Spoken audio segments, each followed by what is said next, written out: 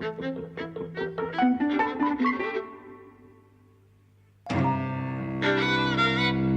and welcome to Eavesdropping at the Movies. I'm Mike. And I'm Jose. And we've come back from finally seeing Crazy Rich Asians. Which well, it's seems just like opened this week. It's only just opened here, but it seems it's been out in America for bloody ages. Yes. It's one of these that's taken a long time to come here. It's an enormous success. And I think it's going to be an enormous success worldwide. I think it's already opened in some countries outside the US, and its budget was $30 million, and it's heading towards $200 million easily. Yes. In box office. So yes. And I think it's the first sort of American studio movie to feature an all Asian American cast for God knows how long. Yes. At its core, it's a rom-com. It's a kind of meet the parents sort of situation. This Asian American girl called Rachel Chu, played by Constance Wu. She's going out with this fella. Yes. Called Nick Young, played by Henry Golding. Mm. And he says his member of his family has got a wedding coming up. Come to the wedding. It's in Singapore. Meet the family. And then on getting there, she kind of realises that this fella Nick is really, really, really rich, and not just rich, because she has a friend in Singapore who is rich, and then when she drops the name Nick Young, they just go crazy. Go, oh no, we're rich, but they are crazy rich. Yeah. Hence, Crazy Rich Asians. That's right. And so it's about negotiating this rich. It's like the 1% of Singapore, right? Yeah. There's new money and there's old money, and these guys are old money in Chinese terms. Yes. The film goes to some trouble to tell you that. Spoiler territory coming up straight away. Are we going to just dive right in? I thought it was delightful. I laughed throughout. It's very charming, and kind of, you know, it's the scene at the wedding made me emotional as well. So I don't think it's like a great comedy. It's not in a way particularly inventive, but actually there's a lot of deft touches. It worked on me. I've got to say, you know, I think the wedding scene is really beautiful. Yes. And the contrast that the film draws between new money and old money. You don't see very much of the new money type Asians, which are the Rachel's friend and the house covered in gold. Yes. Right. That's the really gaudy. Decorated after Trump's bathroom. Yeah. As inspiration. So that's the really kind of gaudy version. And then when you get to this huge sort of palace, which is her boyfriend's family's place. It's although it is clearly, you know, unbelievably sort of glamorous, it is much more restrained. Yes. And there's a kind of class to it, which I think the film's playing on class an awful lot. Yes. We'll talk about. And the wedding scene is like an example of that. Like, it is one of the most sort of ostentatious things you've ever seen. Yes. With the river running down the middle, and yet there is something sort of classy about it. Like, it's not. Although it's showing off, it's not kind of gaudy. See what I mean? Well, I mean, I don't know. I mean, I think the film, as you say, it draws on class. It also draws on aspirational pleasures. It goes to a great deal of trouble to show you jewels and couture clothing, and you know, there's a shopping trip. Like in what's the Julia Roberts film where she's a hooker and Pretty Woman. Pretty Woman. So you know, you know, the film is very conscious of the audience and the effect that the film is having on it. I was very prepared to hate it because I really dislike the opening sequence. You know, so the film starts with this little vignette in which this Asian woman and her children go to this, you know, old... it's a very kind of classy, stuck-up British hotel in 1995. And, you know, and she goes to get service, and they basically tell her that they don't have room for her, and they treat her incredibly badly. They don't even give her a phone or whatever, and she buys the hotel and basically puts them in their place. I thought, that wasn't necessary, you know, and I think it kind of racialized everything in a way that kind of made it seem a bit unpleasant to me. So actually the film won me over instantly, because from that moment on, I was really prepared to hate it. It's funny, I was going to pick up on the opening scene, and in a way, I don't disagree with you, but I liked it. I think what the opening scene did was prepare me for a different kind of film than it becomes. I think the opening scene is really different to the rest because it's it's got a lot of attitude and it's quite dark, and it prepared me for something a lot more subversive than the film ultimately was. Yes. Which is, the film ultimately is a very standard, identikit sort of, it's industry standard Hollywood rom-com, just replacing white characters with Chinese ones. Exactly. Ultimately. Yes. Which I think there are issues with, but it's definitely the case that opening scene is not related to the rest in that way. But I didn't hate it. I liked the attitude, and I was really looking forward to seeing like what the film would then present. I didn't like the attitude because you see it brought up the issue to me in the wrong way. So, one can never take pleasure in beating up the underdog. I mean, these are minor employees in a hotel, like it's the desk clerk and someone. So actually kind of putting them down like that and actually attributing behavior that no hotel employee would ever do. No hotel employee would ever make a guest go out in the rain and use the phone. It's absurd, and particularly in a posh hotel like that. So, and the film is doing it, and it's not putting down the owner, the Mr. Copthorpe, it's putting down the lowly employees, and I didn't like that. Fair enough. They were snooty. Well, it's rich people putting poor people down. I didn't like it. All right, well, let's not go on about it. I mean, you're kind of right. I mean... well, I also think you're right. It sets a tone, but I'm just explaining why I didn't like it. Yeah, no, I think you're kind of right. I mean, I think, like I say, what I like about it is that thing of... It kind of implies there's going to be some... It's going to be about kind of... sort of rich Chinese invasion of what we consider polite and cultural norms and that sort of thing, which is not to say that like Chinese people aren't polite and stuff, but do you know what I mean? Like it implies that people with kind of different attitudes are through their riches are going to sort of cause trouble. It basically set me up for a different kind of film than it became, which I didn't mind. I liked the film ultimately, but that opening scene, the way it was, I liked. Anyway. I've been thinking a lot about the idea of class and culture and kind of whiteness. I think the film is muddled weirdly in all sorts of ways. Like, in a way, the film kind of reminds me of Avatar, which is like... Okay. because what I've always said about Avatar is one of the reasons it was so successful is that it only did one thing differently, which was to be sort of as spectacular in 3D as it was. And in order to kind of get away with doing something so sort of different and spectacular, everything else about the film has to be exactly what you'd expect. So, which is why the story and the characters in Avatar are so shit, because they are just absolutely what you expect from a sort of action movie. Well, and in this film, I think there's something similar in basically taking a really, really standard sort of rom-com scenario and just putting...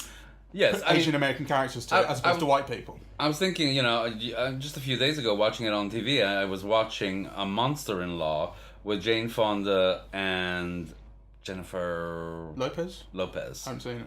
And it's basically, pretty much the same story, really, except it's told in a different way. The comedy's more slapstick and exacerbated and so on, but it's kind of fundamentally about a working woman falling in love with the son of a rich and famous person, and the mother-in-law doesn't want that marriage, but for other reasons. But that is the basic premise of this.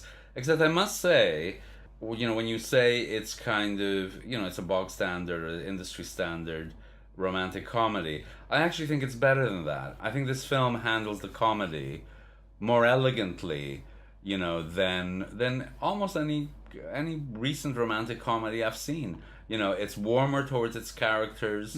It likes them. It kind of, the whole scene with that family who's rich but not too rich, and the kind of classless. Yeah, the parents who do one who's an Elvis, fan, and the mother who's like really download. All the comic things are done so well, and even the editing is done well. And actually, there's visual humor. Just the look of the brother who's like clearly a geeky nerd who's thinking mostly of sex or something. There's something about just the use of the facial features. That's intended to be funny and succeeds. Yeah, sure. Oh, it definitely works. I mean, it's a really funny movie. That scene in particular where you meet the Gordy family has a great bit about sort of dismantling Chinese stereotypes with Ken Jeong, who's the dad in the family, the eldest guy. He, for one thing, you've met the mother already, and she is speaking in a kind of very, what you'd expect, essentially kind of stereotypical sort of broken English Chinese, very kind of very strong Chinese accent to her, which you haven't really heard in the rest of the film. This is one of the things, right? Accents are so important in this film, where like the boyfriend speaks with a British accent. Basically, it's that thing that it's not exclusively British, but it's certainly particularly British. Of within like 5 seconds of hearing someone speak in Britain, you kind of have a picture of where they come from and what class they are and where in the country they're from and maybe the kind of education they've had. That's like, and this film is full of it, because the kind of younger generation, these people in their 20s and 30s who've all had private British education, private kind of British public schools in Singapore, and then gone off to Cambridge and things. They all speak with these British accents, and then as you go back the generations, they sound more and more of the East Asian accents until you get, and then you get to the grandmother who doesn't even speak any English. So in this, in the Gordy family, as I'm calling them, the wife speaks no English, and she's just Chinese, and then the dad, you kind of think he doesn't speak that much English, but he speaks a bit, and he speaks in this broken English way. So the girl's name is Rachel Chu, and then he comes in, like basically making a really basic play on words, going choo choo ka-choo, and then he goes, no, I'm just kidding with you. I went to some American university, and I speak perfect English. And so it dismantles that idea of Chinese people or speaking very broken English. He plays on it directly, which is an old kind of Hollywood trope, dirty stereotype. Yes, the voices are important and the accents are important. On the other hand, it has a kind of discomforting, I think, kind of reassurance aspect of like, don't worry about it, I'm really white and American in a way. Like saying, I went to a good university in America, don't you worry about me. No, I didn't get that at all. I mean, I really like the Rachel Chu character being seen as like a typical American, really. So, I mean, she happens to be Asian, but a lot of the conflicts in relation to the family, whether they'll accept her or not, don't have to do much with her class, and actually do have to do very much with her being American, and having other ways of being that are not acceptable to a family-orientated culture. Well, it's about having supposedly no connection with her heritage, or having lost it. That's where the conflict between her and the mother comes from. Her mother the mother of the posh family, talking about how you won't understand, you'll never be one of us, even though you look at, and there's talk of her being a banana, which is yellow on the outside and white on the inside, but when the mother says you'll never be one of us, she is also referring to class and culture and family and the film really reminded me, have you seen A United Kingdom?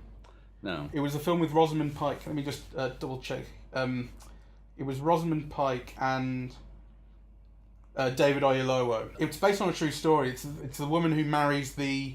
Was the one where she marries like a king of an African country? Yeah, essentially. Yeah, I've heard of it. I like that film, and this film is hugely sort of reminiscent of that film. It's all about you'll never fit into our ways and having to learn a completely different culture and kind of know your place, and the idea of the two characters being very deeply in love, and then everyone else not being okay with it and saying she's an outsider and she'll never fit in, this kind of thing. I mean, this film has a whole thing about they leave a fish in her bed like The Godfather. Yes. Well, it's a horse's head in The Godfather. Yes. And they write on the walls, gold digging bitch. Yeah. And there's a amongst the women in this family and amongst their friends, there's an orchestrated effort to force her out. Yes. And so that's kind of clearly part of it. And there is this thing about Americanization, where Americanization is kind of seen as the enemy. Do you think?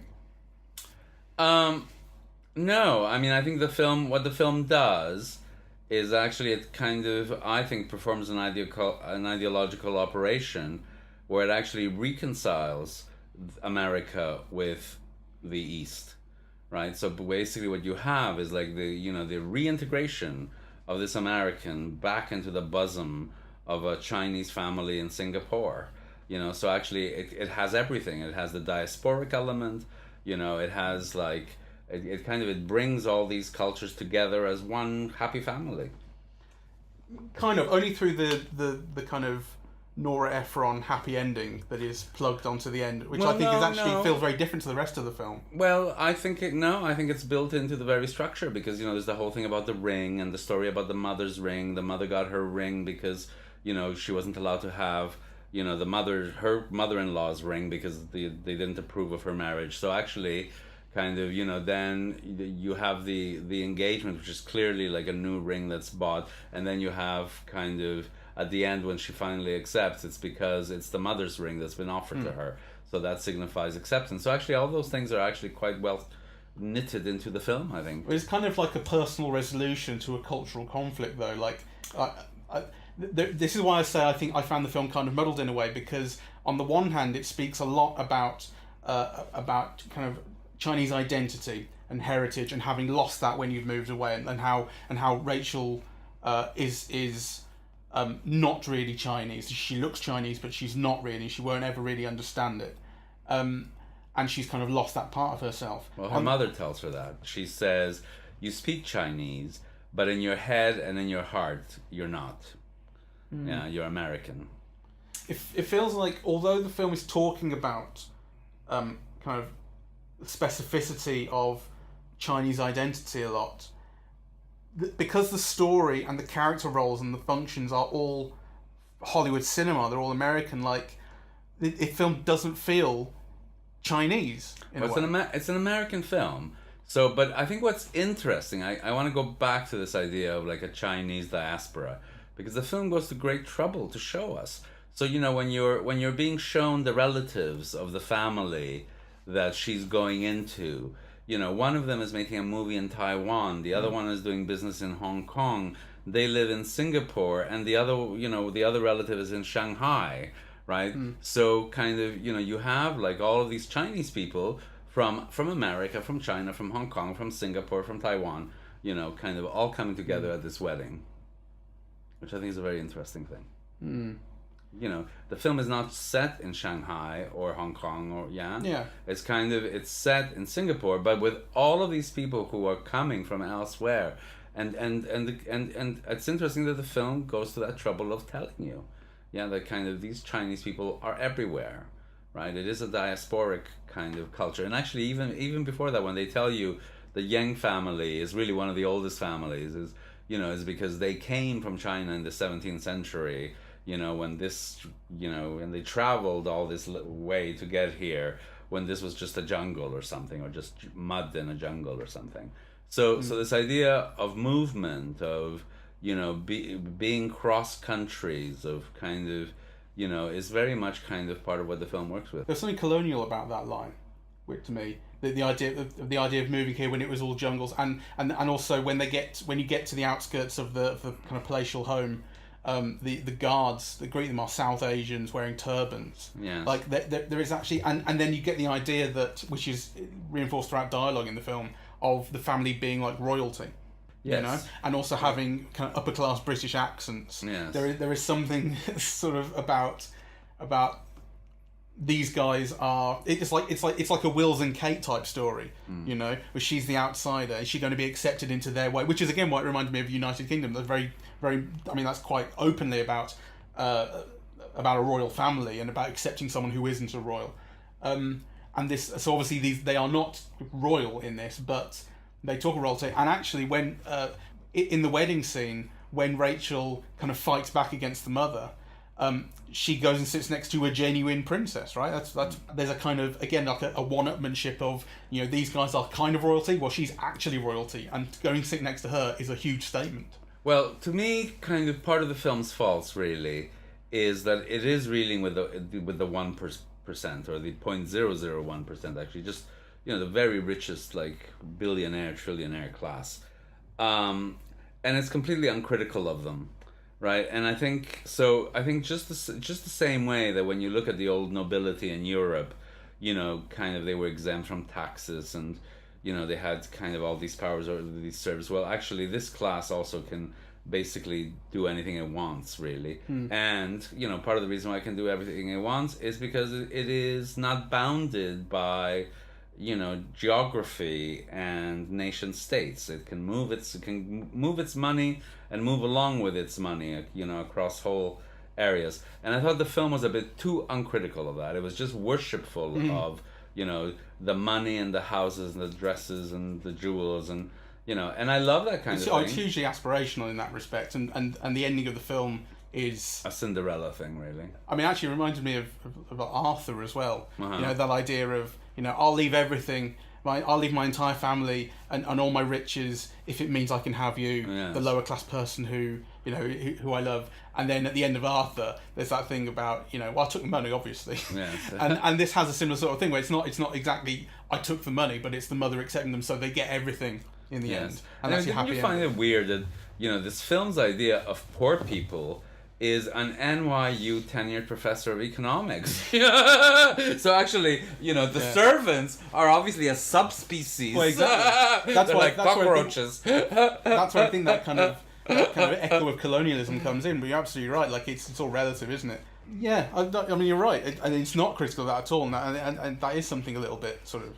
But let's focus more on what is really good with the film. So, you know, I think Michelle Yeoh is fantastic. Yeah, she's the mother-in-law. And I think that could so easily have been like a coarse, into a coarse character, or really stereotypical, the dragon mother-in-law. And I think, you know, she does quite marvelous things, really, because, you know, she's got this incredible regal bearing. You know, your first introduction to her in the kitchen, you know, as she's kind of preparing, you know, supervising the servants, preparing the meal.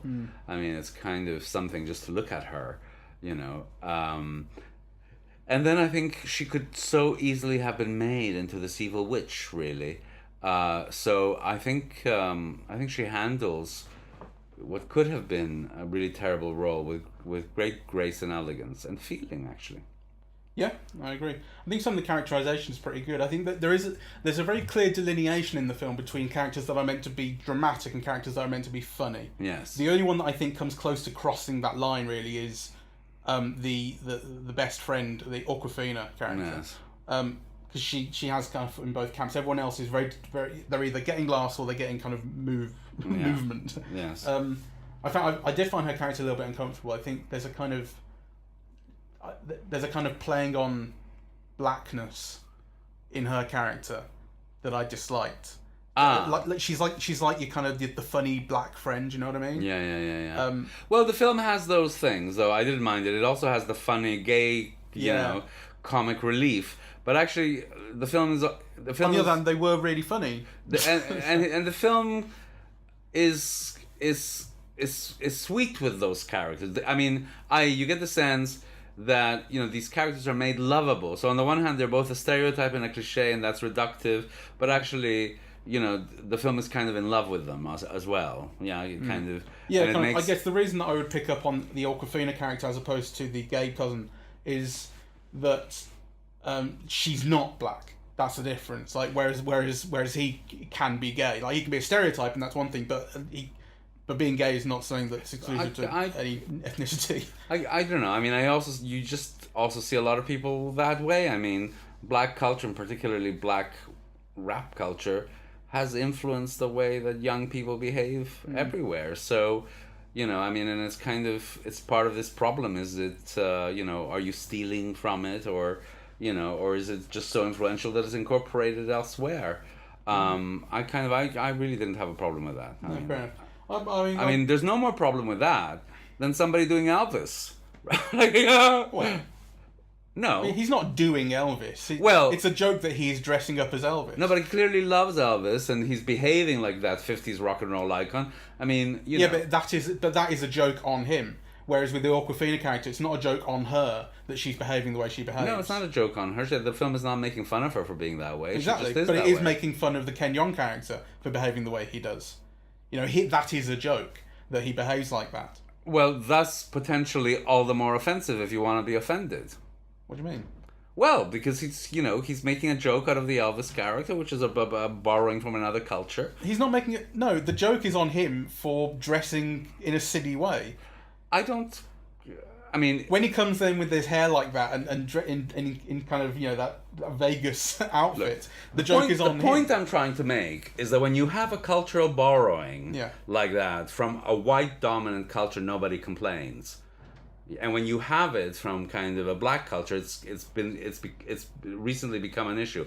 I personally don't see a problem with either of them. Well, I think the borrowing of kind of white culture is in this film is not the Elvis thing, which I think is a joke on him. I've been complaining about it all throughout, which is that I think the film is too Hollywood and too white and too American, and actually it feels like it's not quote unquote Chinese enough. But it's an American film. No, but why should it be a Chinese film? It's an American film. Because the film is insisting on all this talk of having forgotten your roots and what really is a Chinese person and how important is the heritage and all that kind of thing. The film is bathed in all this talk, and yet overall it basically feels like it's a story about white people.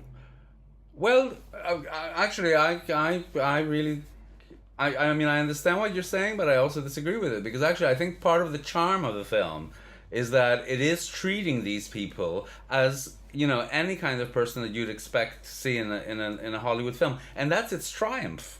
Because actually, you never see Asian people as protagonists in an American film like this, and yet there's Asian Americans are a sector of the population like anything else. I agree. Right. And this is where I've been saying, like, I do find the film confusing, and I'm not sure that. And it's not a fully formulated opinion, but it's one that I continue to think about. Remember, we saw Searching the other week, and we both commented on how great it was that this Asian American family, the fact that they were Asian American, had nothing to do with the story, nothing to do with the plot. They could have been anybody, and we really, really liked that. Yes. Now, I think that in a way that's what this film is going for, but I think it's misguided to do so in this film because it is so about all of that, which it's kind of deliberately ignoring. Well, I mean, I'm not sure that it is deliberately ignoring it. So, one could argue, for example, that right now, there is an international kind of upper class of, the 1% that is international, that has all of these cities and all of these cultures in common. There are kind of congregations, so kind of a lot of it obviously happens in the Eastern Hemisphere. As you say, if this film had been... What's the film about the little princess with Julie Andrews and... Anne Hathaway. The Princess Diaries. The Princess Diaries. I mean, this is kind of like a story like that, except all of the other one is centered on Europe, going from, America to Europe, right? This one is kind of going from America to Asia. One of the characters happens to be Caucasian, the other American happens to be Asian. So, I think in the sense that it's an archetypal kind of American romantic comedy, I agree. Yet the frames of reference become different. And that's one of the things that I find so interesting about the film, that they are. Yeah, no, I mean, as I say, it's not a fully formulated opinion. Actually, although I don't sound like it, I really enjoyed it. Yes. So, like, although it's something that I am finding all sorts of tension in and thinking about it. It's not something that bothered me. Not something that bothered me to the extent that I was distracted or not enjoying it. Do you know what I mean? I think it's a film that has tensions there. It does, and I think it's a film that raises issues. But I also think that its success is one to celebrate. And also, I think the deftness with which the film is made is something to admire. Because I think the timing of the direction, I think, is superb. It uses the cutting to make jokes. It makes kind of visual jokes. Some of the performers are just like absolutely charming. And actually, the ones you mentioned, that young girl who's rich but not rich enough. She's Awkwafina. Yeah, she must be a wonderful comedian. I mean, she's just. I think she's great. a rapper. Is she a rapper? I think, yeah. Well, I don't know who she is, but she's got great comic timing. Yeah, she's very funny. And the parents have comic timings, and actually, there's fantastic comic timing throughout. There's that bit, where the aunts are criticizing, the fiancé, and then this chubby one. ends up by saying, "Ooh, I love your outfit," you know, in this kind of secret voice so the other ones don't hear, and it's very funny. Yeah. So actually, to extract laughs like that, you know, it takes funny. skill. I think that's another example, though, in a way of that kind of cheapness. Like I say, you've got the sassy black friend, and then in this kind of gang of four sort of chatting wives, you've got the chubby funny friend. You know, so you got the sassy black friend who isn't black, the gay cousin who is very flamboyant and very fashion conscious and stuff. The kind of the nerdy kid who keeps taking photos, but it's treated as not creepy, and the sort of chubby woman friend. Like, these are all these kind of classic Hollywood stereotypes. Yes, but they're that very the film is just indulging handled, in. You know. Yeah. I mean, it's true. They are there, and they're very well deployed. If this were about white people, we would be critical of all of those. I'm not sure that's true, you know, and I was prepared to look at it on those grounds, and I actually think that this film exhibits more skill in directing actors. It has a warmth towards its characters. It can draw humor both, you know, from the dialogue and the performance, and also from things like cutting.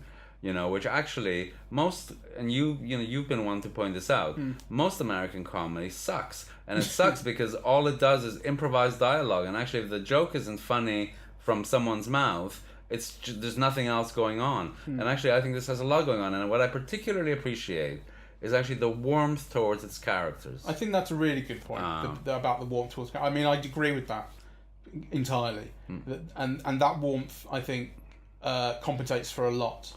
In a way, and it makes the film very likeable. The film is completely charming. It is, you know. Although I think at points, I don't know if you'll disagree with this, and I'm not trying to be just picking faults. It feels like a TV movie at points, aesthetically. I think certainly the points where it's trying to be more dramatic and it plays kind of music underneath, and it's about, you know, when they are nearly going to break up and things like this. It starts to feel like a Lifetime movie. Actually, well, really, like a soap opera almost. I mean, visually it could be better. There's no question about that. And there were, you know, some things that I just didn't like. But I think, for example, the music, you know, it's very funny with it. So one of the things that it does is it takes all these hits from the 50s to the 70s, I suppose, you know, but it uses them campily. It's these songs that you instantly recognize, but they're sung in, I imagine, it's Chinese. You know, it could be some other language for all I know, right? Yeah, but it plays on that contrast between the type of music and the language in which you're hearing it, you know, and that becomes kind of like a characteristic of the film. It does that throughout, right? And it's often very witty. I think the bit where they play Ride of the Valkyries as they go off to the bachelor party in helicopters to a boat in like Apocalypse Now, uncharted water, international waters, it says. Yeah, it's directly Apocalypse Now. Yeah, it's like it was great. That was fucking great. I really enjoyed that. But, I mean, the film made me laugh out loud a lot. Yeah, it's very funny. Really enjoyed it. It's very funny. It's very charming. Is it Rachel Chu? Rachel Chu is the character. The actress is Constance Wu. Constance Wu is. You know, I think Constance Wu and Michelle Yeoh are fantastic. I think the leading man is okay. He does the job. He's let me just get some information. He's very handsome. I'm sure I've seen him before. Henry Golding. He's Malaysian. He's been a presenter on the Travel Show on the BBC. Okay. So that's quite a jump. He's very handsome and very bland. You know, so he doesn't add anything. But he doesn't take anything away. No. So, I mean, I think it's definitely worth seeing, despite all of the kind of criticisms that I have, and the kind of the weird tensions between what it's trying to be and what it should be, or all this sort of stuff. It's really, really worth seeing. It's very funny. It's very charming. It moved me, and I think all the things that we've mentioned about, you know, the class thing and so on, there are things that if you really think them through, you know, there are things to criticize, you know, but actually I don't want to let those criticisms get in the way of welcoming something that I feel is kind of like a landmark film. You know, I don't remember ever seeing, you know, an American studio film, like you said, where actually Asian people are really, from up to down, treated just as ordinary people in a genre film. Yeah, and many of them just meant to represent, particularly the heroine, meant to represent a kind of a typical American. She says, "I'm an immigrant," blah blah blah. Like, it's she is standing in for an archetypal American. I can't remember the last time I saw that, with an Asian character. Yeah, and like I say, I think that in a weird way is where that central tension for me comes from, because like I think it's clearly part of the project of the film, and in a weird way it feels just completely wrong-headed for it, because it should be about that. Well, but why? No, I can't. Let's think about this, because why should it be about that? Because that's all it's talking about. It's talking about that all the time, and yet it's kind of trying to just ignore it at the same time. Well, that's what I mean. I mean, kind of, all of. But there's a difference between kind of talking about a clash and making the film about race, which I'm very glad actually that the film doesn't do, except for that bit at the beginning that I didn't like, right? So, kind of these tensions of two worlds. I mean, there's also what's that film with Reese Witherspoon, something Alabama, which Sweet is Home Alabama. Yeah, Sweet Home Alabama. It has kind of the same dynamics, really. So that's just a trope in a romantic comedy film. And, so I'm glad that it used the trope, but actually that it didn't kind of make race the issue of the film. Well, I'm not going to go on about it any further, because I feel I've made myself clear, even though we disagree. Yes. There was one thing. There was one thing that the. This is a side note, really, but there's one thing that the character of Rachel made me think about, which was that this idea that she is kind of Chinese but not Chinese. Yes. There's something about America's insistence on American being your nationality, like combined with whatever else it might be, American Chinese or American Italian or American Irish, or whatever. That it kind of robs you of your heritage, and I think in a way that's like I disagree. I think in a way that's why Irish Americans in particular are so declarative about being Irish American, because deep down they know they're not Irish. People criticize the Irish American thing, and rightfully so in many ways. But actually, what I love about America is exactly what you're not liking. That somebody you see this in early Hollywood films. Somebody emigrates, and then like 5 years later, nobody questions that they are American, and they can be speaking with a Jewish Polish accent as thick as mud, and nobody criticizes their right to be there. I love that about America. Yeah, that's not what I'm criticizing. What I'm criticising is the declarative nature of saying I'm Irish when you're not. You're Irish American, and that's what they do all the time. And they claim. I mean, put it another way: people will claim Italian heritage and they will claim Irish heritage if they're American, but they'll never claim English heritage, despite the fact that so many of them have to be descended from English people. True. I mean, of course it is. No, people. How is English American a stereotype like Irish American? It's not. People often say, I'm of Scotch German origin or something as a way of situating themselves, but also of upping themselves, like, so their Scotch German has a higher status than, let's say, Jewish Italian, right? So actually, I think those but things English, I'm talking about English specifically. Well, English as well. No, they don't. No, yes, they say people will say I'm English German. I was reading. Not American. Americans will not say they come from English stock, or whatever it is. Well, it's not something they ever want to claim. No, I mean the thing about the Irish thing is the parade, and it has a different resonance and a different romance. And particularly if you want to drink.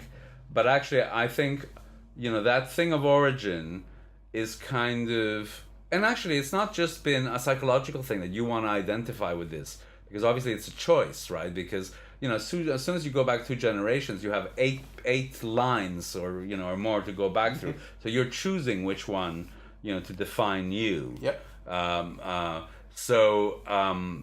forget what I was going to say. That's because you're edging towards agreement with me. Heaven forbid. Right. Shall we call it a day then? Let's call it a day. Yeah, we're seeing. Yes. Despite all of that. It's a charming film, deftly directed. It's kind of, very wittily done, and it's touching. So, don't go in there expecting the second coming of, the world's best romantic comedy, but it's a very, very entertaining one. I think something worth saying about it is that it's it has impossible expectations on it, I think. Yes. We were talking a little while ago about gay cinema and how great it is that gay cinema, you particularly were saying that how great it is that gay cinema has got to a point where there are so many movies coming out about gay life that it no longer has to be monolithic. Yeah. That each of these films doesn't have to try and talk about the whole thing. Yeah. It can talk about one aspect or another aspect or some part of the history or whatever it might be. That's a really good point. And this film is not at that stage, and that's... It's no fault of its own. Yes. So either it tries to do everything, or it tries to do only one thing, and either way it's going to get criticism. That's right. And it's just not its own fault. So, this film, because of its rarity of not uniqueness, is carrying a burden of representation that kind of no film could carry. Yeah. Right. So it's a very good, deft, funny, touching kind of romantic comedy. It's not a masterpiece, but you'll have a really good time. Yeah, lovely. Ta-da! We are on. Ooh. I was heading for my soup. So this is Eavesdropping at the Movies. Thank you for listening. We are on Twitter, SoundCloud, Facebook, WordPress, YouTube, and iTunes. Yeah, Eavesdropping at the Movies. Give us a like, or a share, or tell your mates. Why not? Why not tell your mates? All right. Goodbye.